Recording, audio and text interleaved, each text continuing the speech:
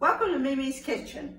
It's been a beautiful week here in South Carolina, and we've had some rain, which we really needed, so we're very thankful for that.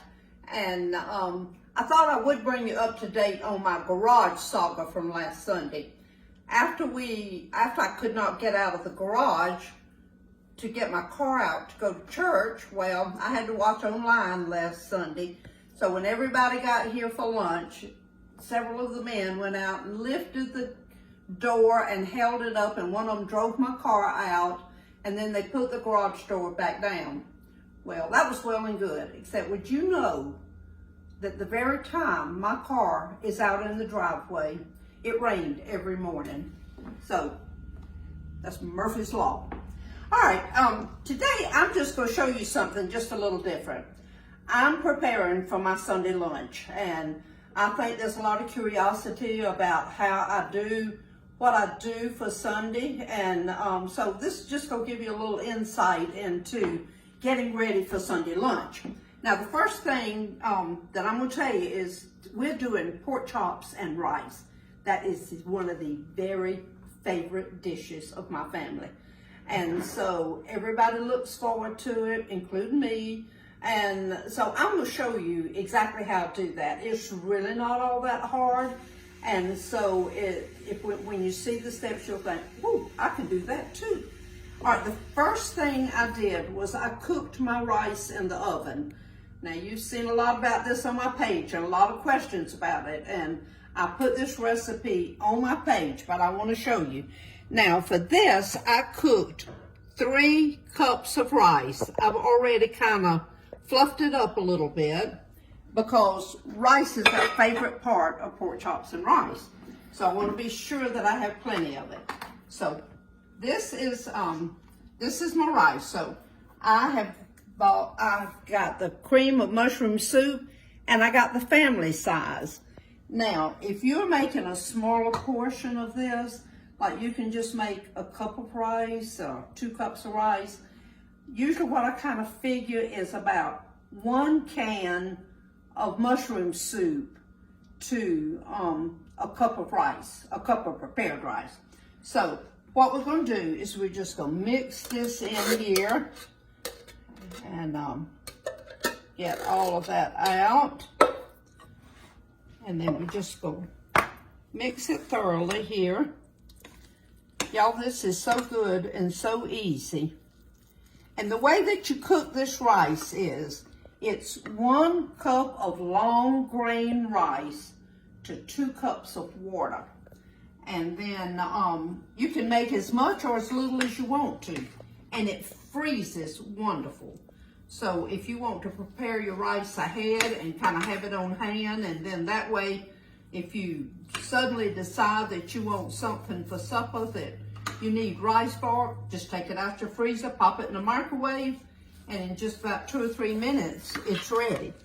So this, we're gonna mix this really good, and I'll tell you what I'm gonna do. I'm gonna add just a little bit of milk to it, because we don't want it too thick. So that's about a 1/2 cup of milk. So we're gonna mix this really good, and then we're gonna put it in our pan and get it ready for the next layer. So let's see here.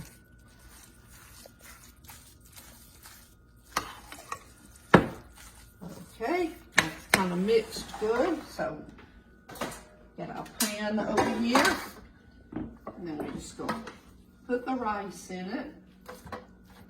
And this is our bottom layer, so we'll get this all spread out, and we'll be right back.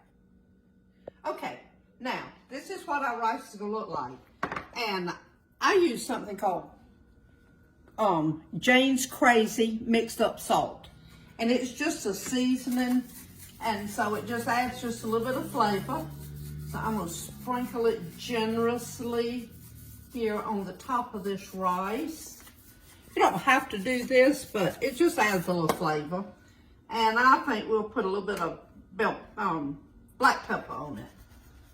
So we'll be sneezing here in a minute.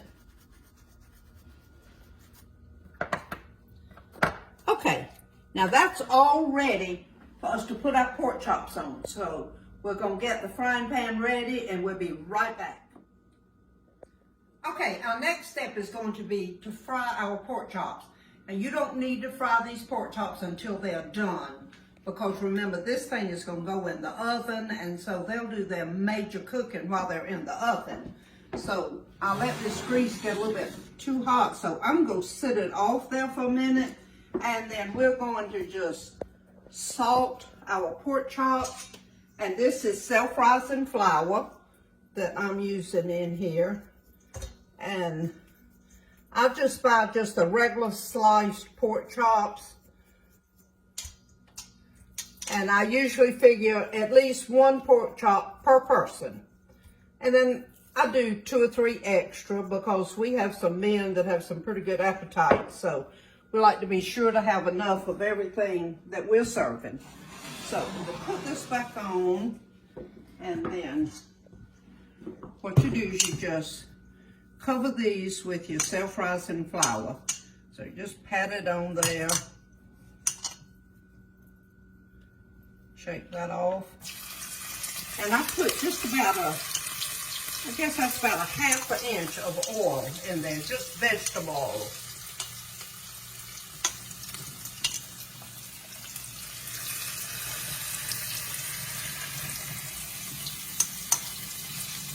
Y'all will love this one. It is so good. Once you fix it, your family's going to ask you to fix it again. So it will become a favorite, I'll tell you that. Okay.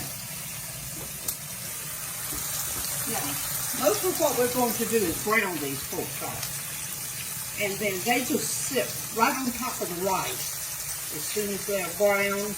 And then we'll show you how we wind this thing up. So this is really an easy dish to fix. And the wonderful thing about it is you can go ahead and prepare it ahead on Saturday.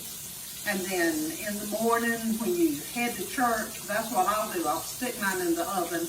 But you can also just fix this, bake it immediately, and serve it right then. And so it just helps you get a step ahead, because if you're like me, you have a lot going on Sunday morning, a lot of other things to get ready, and get yourself ready and get to church. So this just puts you a step ahead and lets you sleep about 5 minutes longer. Okay, see how brown that is? And that's really what you want, is just your pork chops to be nice and brown.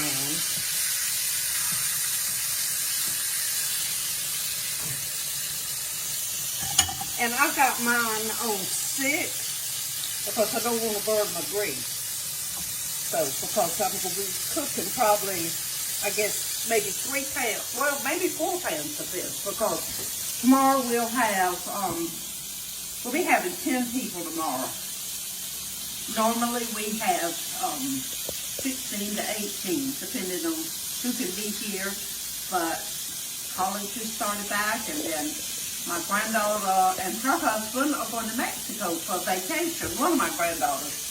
And so not everybody can be here tomorrow. And then one of my daughters had just retired from teaching.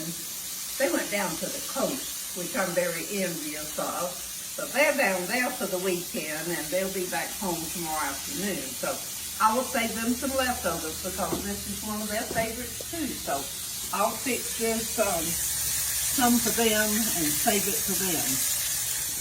Okay? Now, what we do here is we just let that drain just a little bit. And we're going to arrange these pork chops. And you can kind of stack them on top of each other.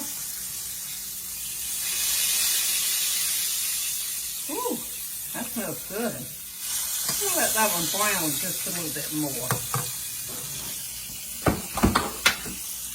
Okay, we'll just keep adding our pork chops, and then when we finish frying these, we'll be right back. Okay, we're still going here. Now, this is our last pan of pork chops, and Kayleen showing isn't that pretty? So y'all, you can do as many or as few as you would like.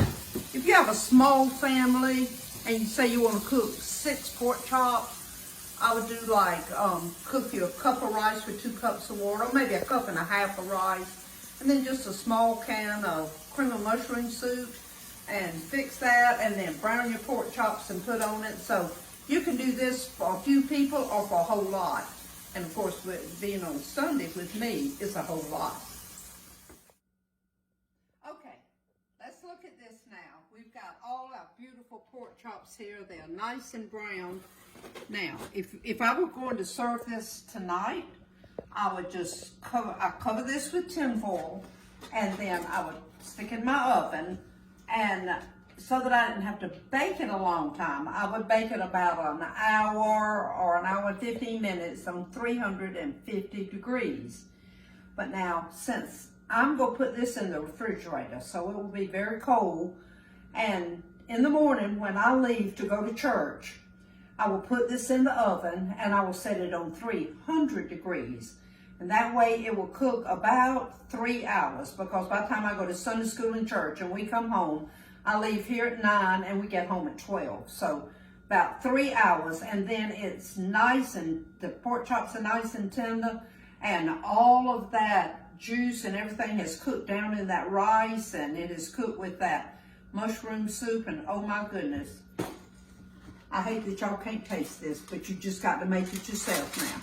All right, we're going to cover this with tin foil, and I just use the wide one, and this pan here has a lip around it, which makes it really good to be able to put this on here nice and tight, and so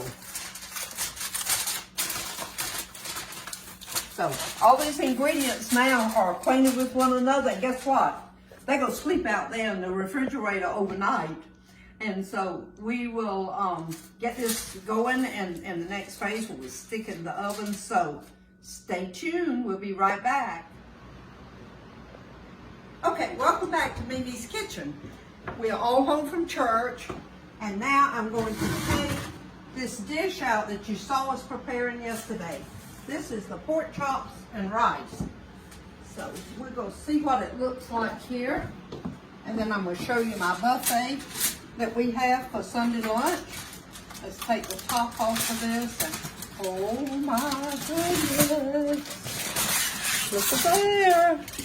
Doesn't that look good? So for lunch today, we've got pork chops and rice, barbecue chicken legs, candied sweet potatoes, lima beans, peas, macaroni and cheese, steamed cabbage, fresh corn, broccoli casserole. We have deviled eggs, pear salad. This is a strawberry salad. We have also a macaroni salad, our rolls, and then our dessert today is lemonade pie and Oreo pie. And then that's everybody's drink for them to pick up as they go to the table. Now we're getting ready to say our blessing. I hope you have a good rest of the week, and everybody shine for Jesus.